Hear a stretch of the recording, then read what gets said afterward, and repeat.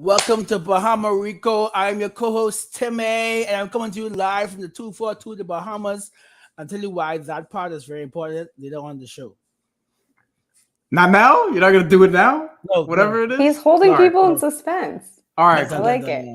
I'm Bryan Fonseca, as Timmy likes to emphasize, and David also, because he was doing that when I came on the StreamYard. Today we are joined, as you can see, by two guests on our live. First, Bahamarican Boys Live. Welcome also, because we did not have a show earlier today. We're here live, and we're probably going to be doing more lives in the playoffs. It's the playoffs, baby. Yeah, Timmy's pushing for that, so we're going to see how that goes. We are joined by Sean Rochester, who, has something, has maybe a little something in the works that's coming to 5 Reasons Students, but other than that, hosts of Pace and Spaces and a coach. Yes, no? Yeah, you got something going on. We'll see. Coming for the playoffs. Can't say it? Okay. My lawyer's got to talk to Ethan before I can say anything about that. And we also have one of our early OG guests back with us today. You have two OG guests. Allana Tachauer. Very good. Again. 3-time guest now of the Bahamarican Boys. So that gives you an idea of how much we enjoy. Fourth? Oh, shit. 2 lives. Look at that. Look, already tenure. You know what I mean? Over the last few months. Allana, how are you doing old? Huh? No, we're saying that because that's what I'm getting from this. No. I'm in a sassy mood. This is good. That'll work out perfectly fine. But Allana's here, Sean's here, we're here. Timmy, we're obviously going to talk about the play-in, right? And some NBA stuff. But before we get there, the reason why 242 is so important, other than being the best country in the world, Jimmy is here for the week working out. If you guys watch his stories, you'll see. So I don't know. He came here literally hours after All-Star break, and he's here hours after the season ended. I guess it's a perk to live in Miami. It's a half-hour flight to come work, and we aren't very star crazy over here, you know. So he probably just hit up our national coach and just say, hey, I want to work at the gym. And it's so crazy that Jimmy works at that. It's a school, but it's Easter break. So, of course, there's no kids at the school. So I'm hoping to go there Wednesday and, see what I could clean. Because I saw Depot's there, and I hear it's more than just Timmy and Depot. So I reckon like a lot of the heat out here, just taking a break away while the playing is going on, getting refreshed. So that's my little inside 242 school face in Miami for you guys.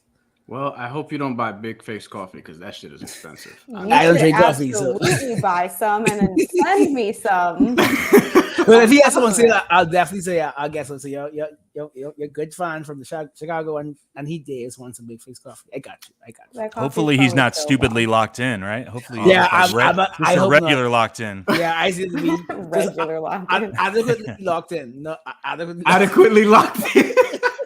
Look, under promise, over deliver. All right. First, before people we're gonna let people trickle in on here, hopefully. But we have, for the first time in Bahamarican Boys history, an ad to read, sponsored by. And Bryan has been talking about this for 3 days. Yeah, he's very excited. Look. If you know me Is it at all, because you use the products? I'm about to start. Okay. Well, actually. Yeah, I'm about to start because I do have some stuff coming this week. But yeah, so we're going to talk them up. And that's Manscaped. Manscaped is here. Support for the Bahamarican Boys brought to you by Manscaped, the best in men's below-the-waist grooming. Manscaped is trusted by over 2 million men worldwide. You know what I like to say to me as I tweeted out, spring is coming. Spring is here, actually. Yeah, you got to take care of the muffler. You know what I'm saying? You got to take care of your muffler, right? Take care of your muffler or you won't. Awful way to put it. I am so disgusted right now. I might just leave. That might be it for me on the show. I think we're done here. You gotta take care of the muffler or you won't get any action this spring or summer. You're gonna get the sponsor pulled so quick if that's how you're advertising. The weather's getting look, you're in Chicago, Sean's in Philly, I'm in New York. In the Bahamas, it's always nice. But in where we live, it's starting to get nice, so you got to take care of some things. The 50 milliliter spray cologne is hypoallergenic, cruelty-free, dye-free, paraben-free, and 100% vegan. Also, be sure to check out the Perfect Package 3.0. If you call some shit the Perfect Package, you obviously got some confidence in it. With all the essentials for your below-the-waist grooming needs, including Lawnmower 3.0 trimmer and crop formulations. That's deodorant for your nuts, in case that didn't sound like English to you. I appreciate you breaking it down for our listeners, Bryan. Yeah, let's be honest. More great. guys, some of y'all probably need this shit. You won't admit it, but put some deodorant on your nuts if you have to. It's cool. And now you can use the new Manscaped refined cologne. Refined cologne. I don't know what. I don't know. This is the perfect Father's Day gift coming up. Father's Day gift. Hold on, let me finish. Refined cologne to complete your set. And smell great anytime, anywhere, and also anywhere. You know what I mean? So join the movement for all your below the waist grooming needs. Get 20% off. This is the important part. Get 20% off and free shipping with the code 5RSN at manscaped.com. That's 20% off with free shipping at manscaped.com. Use code 5RSN. Look good, smell good, and feel good with Manscaped. Your balls and your body will thank you, and she will too. So there you go. The Manscaped ad is always a little awkward, but that was the number one. Like that was that's definitely that's not even awkward. That's just an awful phrase. Like, are you okay? But you will never forget it. You will never forget it, Alana. You will. I want to. I wish I could. It's burned. I can't even say it. Like, you literally gave me goosebumps in the worst way possible. I borrowed that from Joey Diaz, so that's not even an innovation on my part. I borrowed that from Joey Diaz, who's a comedian. But yeah, let's get started with the show. We'll transition to other kinds of. So I think the biggest thing for the play, and it has to be Luka. It has to be. Luka Doncic is hurt. Yes. I mean, I understand Kid wanted to play for the home court, and he said, we most likely are going to play on Saturday, so he didn't want to have too long of a break. But man, that sucked to see. He's put up a little MVP caliber run after he got back in shape. He got his technical rescinded just to play in the game. And he played the game. So how do you guys feel? Is he going to still have a chance to break up the Jazz, or is this just a bad break for him, guys? Yeah, I mean, I thought the Jazz are one of those teams that are kind of a pretender, a good team, but a pretender in the long term. But if Luka's out, that's a series the Jazz win. I know I saw a picture of him at the hospital today in a boot, but I haven't heard anything about the MRI yet. Right? Yeah, so Stein was saying that they don't have to disclose the grade of it until like Saturday morning, so they're probably going to hold that tight. And they play a Saturday game, right? That's not a good sign, though. If you're already starting by saying, like, you don't have to disclose, you can find out more later, like, that's not good. Yeah. So it might be like a grade 2, which is basically 3 weeks. Yeah, if he's not playing, then it's nuked, and Utah's going to move on, and then they're going to get their ass whooped in round 2, and then they're going to be mad at each other, and then their season's going to be over, and Donovan Mitchell's going to ask out. That team was so annoying. That's probably what. Yeah. No, I agree. The Utah's just an annoying team. I know that a bunch of people potentially watching this want Utah to lose because it increases their chances of getting Donovan Mitchell. However, I mean, do you want to move Tyler Herro for that? That's a discussion for another day. But I think that it goes without saying. Dallas, and we're going to get to the Heat in a second, but Dallas, if they don't have Luka Doncic, I don't think that you're going to expect any success. Yeah, unless Spencer, when he turns into Black Luka, I mean, it's gonna, it's not gonna work. Let's go to the Eastern Conference because I do want to talk about that play in a little bit, and it also ties into the Heat as well, but. You have the Nets facing the Cavs, 7-8. And Allen is not coming back. Jared Allen's not going to play in the play-in. We don't know if we're going to see him at all because there's a chance that the Cavs don't even play. And then you have the Charlotte Hornets and the Atlanta Hawks. No Gordon Hayward, yes. Who I forgot, honestly, was on the team. And we don't know yet if John Collins is playing. He has that ring finger issue. Yeah. And a leg issue. So we don't know what's happening with John Collins. Okay, so thoughts here. Let's start with you, Sean. Thoughts here just on the Eastern Conference play-in scenario in general. We'll start there. Yeah, I mean, I think the obvious is that most people think the Nets are going to win tomorrow against the Cavs. They just have those two guys that can power them through that game. It's been said, I think Ethan said it today on the podcast, like if the Nets lose that game, are you really afraid of them? If they lose to the Cavs. If the Nets win, I mean, the Cavs, I think, are going to have a hard time with the Hawks and the Hornets just because they have that explosive offense. Both of them struggle on defense. I watched the Hornets a few weeks ago here in Philly. They are 1-2-3 Cancun. They are checked out. They're actually almost to the Bahamas right now to see Timmy. Like they I saw them Tuesday. I saw them Tuesday. Just gone last week Tuesday. They play zero defense. Zero. Exactly. they will give up 150 plus any given night. And the Hawks are just kind of the same type of team, but you have the worry of Trae Young going off on you. So, I feel bad because the Cavs had such a good season. If Allen was back, it's a different story with that against the Heat because of the length. But I still think any of those three teams, we probably get them in 5. I don't think that they have the firepower to keep up with us. And I think we'll be focused after a week off. To your point, Sean, we have baby_rage here commenting that the Hornets were horrific. Yeah, that's such and here's the thing. I think on the flip side, they are capable. Allana, I want to also to you here. I think the Hornets are actually capable of going off one night in Atlanta. I just don't trust it because of the defense. And I think whatever the over-under is, you're banging the over for this game. But do you have a thought on this play-in scenario in general and just maybe a preferred outcome if you're looking at it from a Heat perspective? So I hate the plan. I've been saying this. I think it's dumb. And because of that, I don't trust anything that happens in it. So yeah, while I'm sitting here pretty confident that the Nets will win in the first game, I have no idea because this play-in isn't real. I don't think it actually, I'm sorry. I just don't think that it's like indicative of any team. I just think that like the entire thing is a money grab. It's just unnecessary. And because of that, I just don't, whatever happens in these play-ins, like to me, that's not a good enough like sample size of the team. The Hornets they didn't play any defense. That doesn't mean they're not going to in the play-in. So I really have no idea. I'd be shocked if the Nets didn't come out of it. But I don't know what's going to happen. I do think I'm more confident that Trae Young's going to go off though. I do agree with you that it's you can't judge a team based on the play-in. But what I do like about it, it has made, at least for not for me because I love basketball, but for most fans, care about April. Like, usually this was before play-in, LeBron was shut down from like March, but the play-in kept LeBron really, I guess, trying, and certain other teams from trying up until April 1st. So that's why I like the play-in, because it just also as someone who plays fantasy basketball, I get Hey, Gad.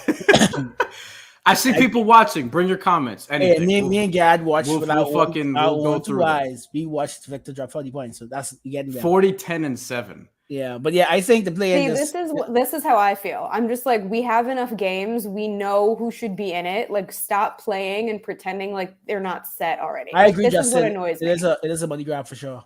It is some TV because that's all Barkley. So talk about all week the playing. Like the Heat's gonna lose to the Nets thing went viral for the last 2 days. So I guess the networks are happy about it. I want to get to Oladipo in a second because we absolutely have to. But in regards to the play-in, I think that's an interesting point, and I also think that I want to echo a point that was made on 5 on the Floor, the last episode with Ethan and Greg and Brady, and they were talking about this where like it's kind of unfair to the top 2 seeds because you don't get that time to prepare for your opponent like that, and you would think, oh, they're the number 1 or 2, who cares? But like, no, that matters, right? I mean, Sean, you can speak to this from a coaching perspective. You're only going to have a couple of days as opposed to if you're the Bucks who played themselves into the 3 seed to get the Bulls.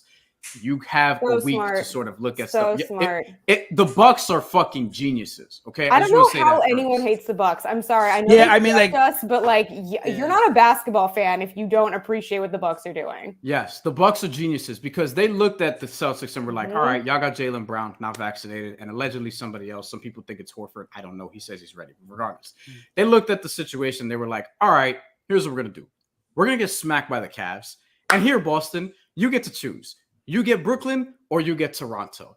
And we don't care because we're going to beat you in 6 because we don't care about having the home game 7 on our home floor. But before all that, I just want to say the Bucks are geniuses. But Sean, I asked you a question. Just from a coaching perspective, how much does limited time affect the Heat? And don't forget, Drew Holiday played 8 seconds yesterday and got a $300-something thousand bonus. Yes, $350. Yes, they're so smart. Best I day think of work ever. I agree with the point that they made. It is a money grab. You could play all 4 games tomorrow rather than 2 on Tuesday and 2 on Wednesday. Yep. And then you could play 2 games on Thursday and not have that short prep on a Friday. So I think the spacing of it is the money grab because you don't want to have 4 games on TV at once. But to the coaching point, like obviously their staff, their film room, they're doing the research right now for all 3 teams. They're not like waiting until Friday and then trying to figure that out. Like it's a lot of ahead of time work. Tomorrow they can eliminate one team. They're probably thinking about who they're going to play. They're familiar with these teams, but yeah, it's a disadvantage because you only have basically 1.5 days to prep. But that being said, the team that you're going to play has the same amount of time, and they just played 2 different games this week. So there's pros and cons, but it's definitely a money grab. Alana, I know you see the comment. I know you see it. I'm ignoring it. David, put it. You know which one I'm talking about. Put it on the screen. Put it on the screen. I know you see it there, David. Come on. Yeah. Gotta take care of the muffler. All right, let's get to some questions, actually, since we have a bunch of them. I think this comes between Jimmy and Siakam. Do we think that Siakam deserves to double Jimmy for third team? I think they can both get it because I was making my All-NBA teams, and it really depends in terms of Jimmy making All-NBA. It depends on, like, how you look at LeBron's season. There's been a case. Iman Adan wrote one out for basketballnews.com, who I also write for. And she was talking about LeBron James not having an All-NBA case. If you parse through the counting stats and look at when he actually got said numbers and the lack of, like a lot of his numbers basically not being meaningful. And that's interesting. So if people look at it that way, Jimmy has a better chance. I think that he should regardless, because I don't think that the Heat shouldn't have somebody on All-NBA. And I think the path to Jimmy having it's a little easier than Bam's. For Bam, he'll be aided if it's Joel Embiid and Nikola Jokic on the first team for some people. And there's Timmy's daughter. This is not the stream that she wants to be in, by the way. I'm just letting y'all know right now. But yeah, I think that with Jimmy by position, like it'll be easier for him than for Bam because it depends on what happens with Jokic and Embiid. Agreement, disagreement here. Alana, what do you think? Yeah, I also just think that Jimmy carries a little bit more of a name at the end of the day. And unfortunately, that's what a lot of this depends on. So I do, if it's going to be someone, it's going to be Jimmy. Yeah. All right, let's get to Jay Smith. How worried are you guys, if at all, at the Heat's ability to rebound the ball throughout the playoffs, especially against the Bucks? My fear with the Bucks is rebounding. It's actually hitting shots. Like I told someone today, we need to stop hiding the fact that Jimmy struggles against the Bucks. We forget the bubble. He went off at the first game, and then Wesley Matthews basically. Bam struggles too. We all struggle. The Bucks are our nightmare. Right. So I don't want to. We always say culture. Yeah, culture. But the Bucks are crazy. Like Drew is one of my favorite players in the NBA. Like I'm happy he got over those injuries he had during his Pelicans days. I'm happy both his wife and his daughter made sure their personal issues. I love Drew as a player. I remember when Iggy said that he thinks that Drew is the best defender in the NBA. I just love Drew. So when I said it, all people, they spend so much money, so much picks to get Drew. It's worth it. That guy is severely underrated. Like I say, I'm afraid of that team. Not afraid to say it. I do see a way how we could beat them, but I do think it's not just rebounding; it's being able to hit shots. Because we know that when the Heat hit jumpers, it opens up so much for them. So I think that's more my issue with the jumpers, spacing the floor, and because we don't want to be where driving, and then we just keep on getting blocks and deflections. That's how I feel about the Bucks. And now they have Brook Lopez, which Brook Lopez is back and actually has looked better than I thought coming off a bad back at his age. So that's interesting. Does anyone want to take Gaz's question on on Haywood Highsmith, who will be in the Heat rotation next year if they just develop him like they've developed Gabe and Max and everybody else? No? All right, cool. We'll move on. I'm excited to see him in Summer League. I'm going out to Vegas. I'm going to see him in Summer League. Then I'll come back on the show, and then I'll give you a nice. I must say, I liked. He had about 3 offensive rebounds in that game last. Oh no, I've been traveling too much last night. That was the last night in Atlanta. Yeah, last night. Yeah, I like his offensive rebounds. But he's 6'4", and so I appreciate his work on the glass. We have one from Major. Shout out to Major. Sean specifically, how many playoff minutes is Depot taking? So you can put my comment up there. I make one comment about Depot today because everybody's just going crazy. Depot is going to be the god for the playoffs. He's taking Tyler's minutes, all this stuff. And I just said, relax. And I compared it to the outrage over Yurt not playing, and everybody was at my neck. So what I'm really doing is a diversion to get away from Duncan's shooting. Nobody's paying attention to him anymore. You're all at my head over Depot. So next level trolling over here. Hot take Harry's calling me names. I mean, it was a rough Monday. It's spring break for me. I'm trying to enjoy my day. I went for a run and it was just rough, man. Timmy, you were there. Let's talk about it a little bit. Yeah, Oladipo, 40, 10, and 7. The first 7 points. And mind you, I did say 2 weeks ago in the pool party that I'm going to witness Depot's 30-point game because I figured we would have locked up the first seed by then. And when I saw he came up with 7 points, I was like, yeah, he's going for 30. And they're like, hold on, he has 25 in the first half. Oh, he wants 40. And Gad and Tony can speak to this. He looked very stupidly locked in. Like I did not see him smile once last night. He was on the bench. He was like spaced out. So I don't know if he's more like. Shout out to Mike. I don't know if he's angry with himself, with the world, with fate. But he played with a chip on the shoulder. It was cool. During halftime, I went to go get a beer. And the magic of all of their former players like memorialized there. And it was good to see Victor's like old Magic days there. So I think he just felt like a certain energy in that building. I do not think he's going to get much minutes in the playoffs, but I could see where a certain matchup where there's maybe Gabe is too small, Duncan is getting blue pass. I can see some spot minutes for Depot, and like I say, I saw confidence last night. Like I saw he crossed over a guy like 3 times, reverse layup. Like at least we know he's not in his head. So yeah, I could see where he could not even win us a game, maybe win us a possession, because the players come down to possessions. So I could see Depot winning a possession for the Heat. Alana, thoughts on Oladipo after this performance and how he may or may not fit, looking like not according to this panel, but may or may not fit into the playoff rotation. We may see him, but maybe honestly, not I feel like unless we're about to sweep, I don't think that it's going to happen. There's not enough of a sample size of what he can do. He looked amazing, and I'm glad that happened for him.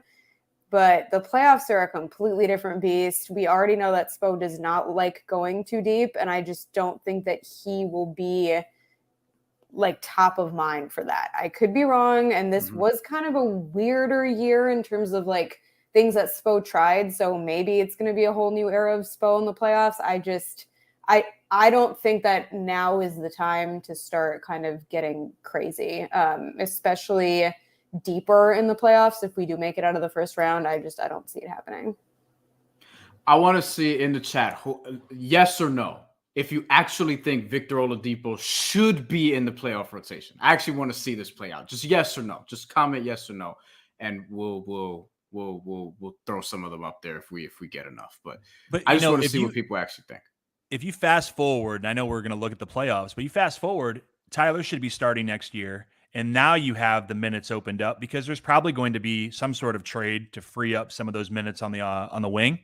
And it's a perfect spot for him if he can do, not like last night every night, but like if he can be that explosive player, that should be something that incentivizes him coming back, because it would be a great opportunity for him and it would benefit us. But I agree with Allana. I don't think it's happening this playoffs. I have a question for you guys. What do you think?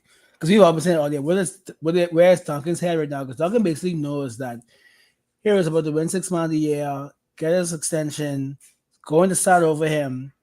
Depot, former All-NBA, All-Star guard, probably going to take Herro's minutes. Strus and Gabe are pretty cheap. You have, Mulder and Highsmith and all these guys there. It's clearly setting up for, you're not going to be Heat playing next year. So do you lock in and try to have this team in the ring? Do you just conserve yourself to look good for your next team, for maybe the Lakers who want to get some shooting? What you think his head is at right now?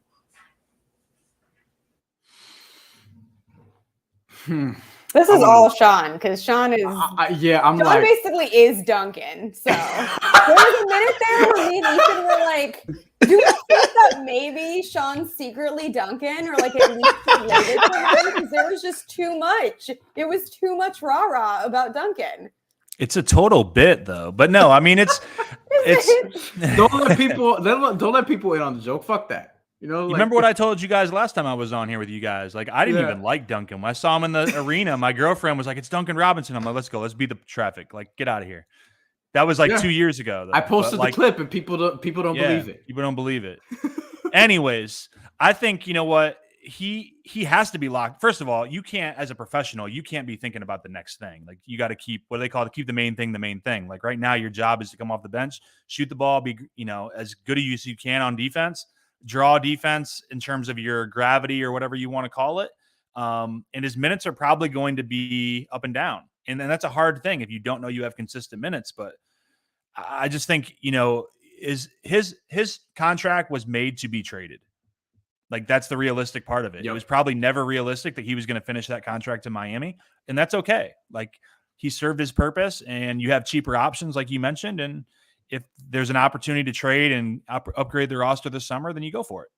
But yeah, but I think the problem is it's one thing to know, like, okay, I might not finish my career here, and it's another thing to have the season you had, and now you're coming off the bench, so now your next move probably isn't going to be what you thought. I don't necessarily think he's sitting there like plotting or planning. And I think to your point, like, yeah, you're a professional, so you're going to get through the playoffs and then worry about that later.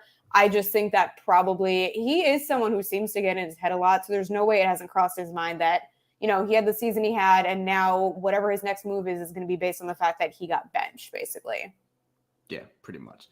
Other Heat related or NBA playoff questions or questions about anything, like literally anything. So I like that Chris French got us an extension for basically getting the Wolves in 7th. Me and Bryan have said that we think Ant is going to be the best shooting guard in the league, and maybe 3 to 4 other like the other 25 guards. We think Ant-Man's going to be like maybe the best shooting guard in the league. I think they lose to the Clippers just from experience because Tyler was a maniac and PG is back. But I think Cat is going to like make Pop retire of how bad he's going to beat Jakob Poeltl. Which brings us to Cat versus Aiden in the first round, and Ant versus Booker. Like how excited you guys to see that type of thing in the first round? Hold on. We got to get to this question because they're saying Ethan ran from this, which I don't know if it's the case. But yeah, we'll talk about it. Jay Smith, since you challenged us, let's get this through. Ethan ran from this, but let's see if y'all are up for it. At this point in time, whose decision making do you trust more, Herro or Jimmy? Boy, I wonder. Seriously? No, I really want to see your reaction. Listen, I love Tyler, but like he's a baby. He just got here. I really want to see your reaction though. Yeah, no, Jimmy. I mean, and I think that Jimmy has not had the season I necessarily expected of him, and I think Tyler is definitely the future. But their experience you can't even compare yet. Yeah. I'm gonna look between these two. Yes, I'll go with Jimmy. But what I actually want in fourth quarters, if I'm watching them and I just want to construct like a good late game offense, I would want the ball in Lowry's hands to make plays. That doesn't mean I don't want Jimmy touching the ball at all. Like you want to do it by committee anyway. Yeah, but decision making doesn't necessarily mean taking the shots because I don't want that. I think that's the thing. Brain power, right? I think that's the thing people miss, where it's like just because you want the ball in Jimmy's hands late or Tyler or whatever, it doesn't mean that person has to take the shot. And I think Jimmy can drive and kick, drive and get fouled, whatever the case may be. It depends. And for me, with the Heat specifically, because this isn't like Giannis, Durant, et cetera, with the Heat specifically, who has it going that night matters. How somebody looks that game matters. What the matchup is matters more than it does for other teams. So it sounds like a cop-out answer, but it's a good one, and I'm sticking to it. So there's that. Sean, anything here? Yeah, I would say as long as the ball is moving and there's player movement, I would take any of the 4 guys, those 3 plus Bam, because when it turns ISO, when you have Jimmy backing people down, it doesn't work. When you have Tyler isolated and you have the defense kind of sinking in towards his side, I think it's tough for him, even though he makes those tough shots. So I think you guys make good points. The decision-making doesn't necessarily mean the shot. It could be drive and kick. It could be a dump off to Bam. And I hate to make it sound like Jimmy can't do that because he can. Both of them can. Right. Do we want to see Bam more involved in the late game offense? Anybody up here? Timmy, let's start with you. Yeah, I always about to that next game. It was basically that Pam and Herro who kind of took us home. Just more than just setting the screen, like gonna be a part of the action. Like you never know. Like he's like I think it was Draymond who said like no one could really guard him at the center position if he if he makes quick decisions. Yeah, quick decisions is key. I would like to see Bam used more as a hub, but like if again, this is a point that I made yesterday in the pool party. But I'm gonna make it here, obviously, because it's our fucking show. But it's the playoffs, and how you win games to me matters significantly less now than the regular season. Just fucking win the game. It can be 85-80, it could be 79-73, it could be 136 to 131, it could be 140 to 133 in double overtime. Doesn't matter. Get to 16 wins, 12 wins, whatever the case may be, and just get W's. Like how you win now doesn't matter. If you win and everyone plays like shit, that's actually a good thing because in the playoffs, you have to win ugly. We saw that in the NCAA tournament. You got to win some games fucking ugly. Like it happens, and this team is built to win ugly, and this is why like having a favorable path matters. So more questions before we get out of here because we have a few more minutes. Let's put some comments on the screen, David. I do think that the mad scientist known as Nick Nurse would give the Sixers problems. I tweeted out Raptors in 6 today. So, Sean, you're in Philly. What do you think about I've been talking a lot of shit today. I'm just going to be honest with you. I've been talking a lot of shit. Like I am like G from Miami Heat beat right now. I'm a Raptors / Heat fan for a series because I cannot wait. I would rather play Philadelphia. It would not be good for my safety if we face them in the second round. It'd be so much fun. I'm actually worried for my godchild's father's a 65. I told him like I'm sorry, babe, but you guys are gonna lose. Like I feel bad for you. You guys are gonna lose. Like I actually don't see Embiid and Harden surviving Nick Nurse. Like I can't remember who posted last week. They posted Jalen Green's like 15 games, and the only game he scored less than 20 points was against Nick Nurse. He had 8 points. Like Nick Nurse is a maniac.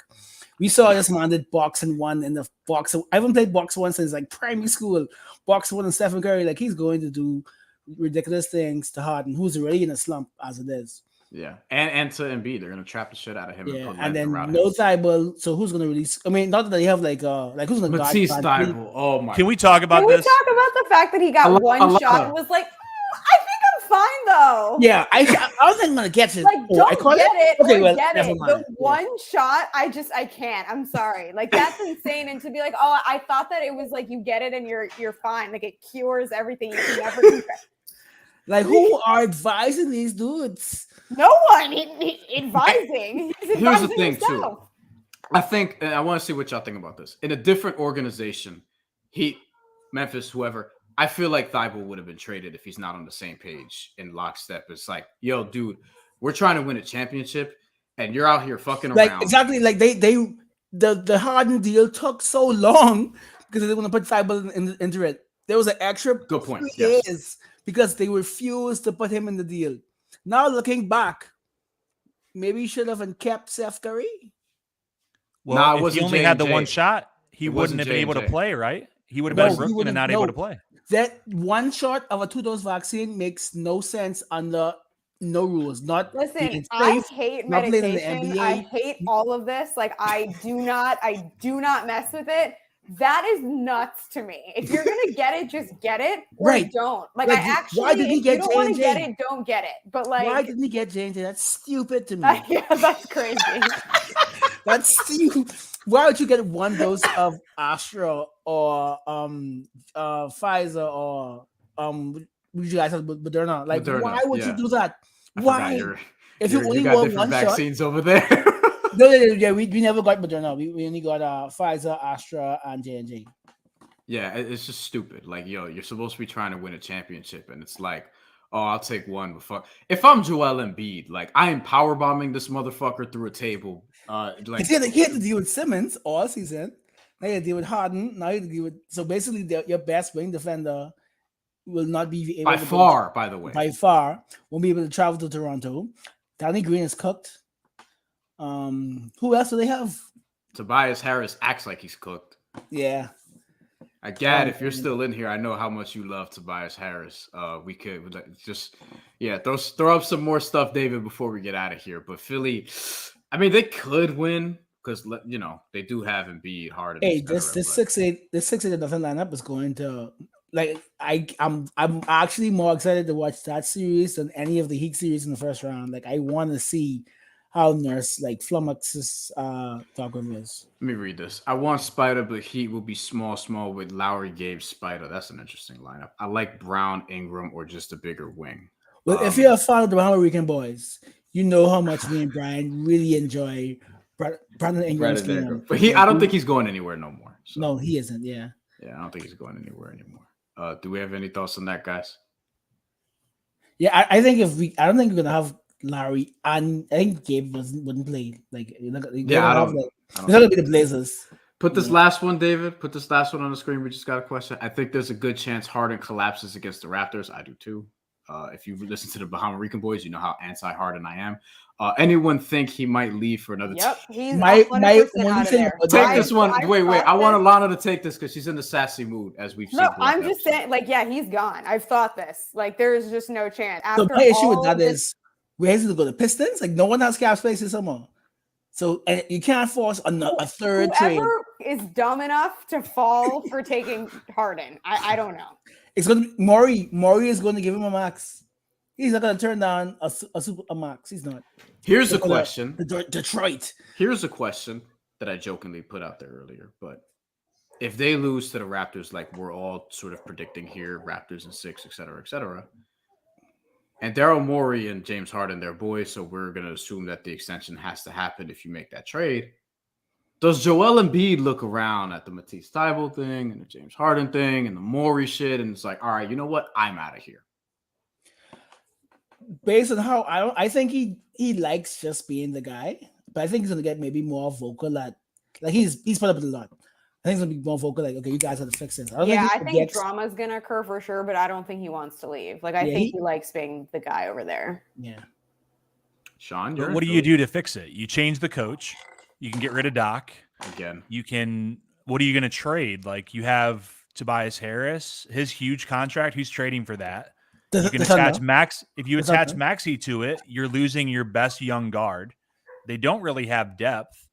I mean, it's a mess. Like it's not a bad point. And the thing with Harden is very interesting because remember they were supposed to on the trade sign that extension, and he doesn't have an agent. Like these are things where I wonder who are advising these guys. Harden does not have an agent, so it's only his mom, and they missed the deadline to file the paperwork to opt in. That's because he doesn't listen to anyone. I know someone who worked for the Rockets for a long time, and it was a nightmare dealing with him and his mom. Like they are, it's bad. That duo is awful. So yeah, we heard a lot of it. They fire people left and right. Yeah, it's not good.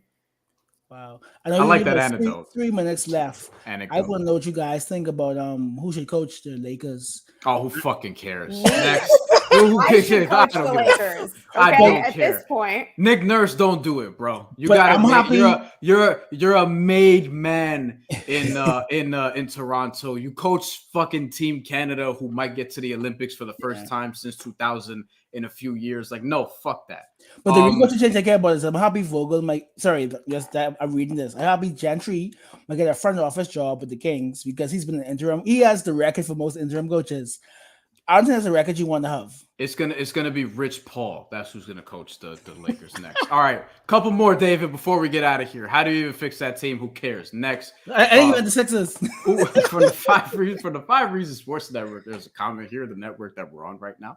You should subscribe. Do that. Remember, 5RSN at Manscaped. Take care of the muffler. LeBron was a comment that we saw there. I guess he's gonna coach. So yeah, LeBron's just gonna be player coach now, which is kind of what he's wanted to do, I guess. And Snap is to your point. We did put up that comment earlier. I do want to touch on that again.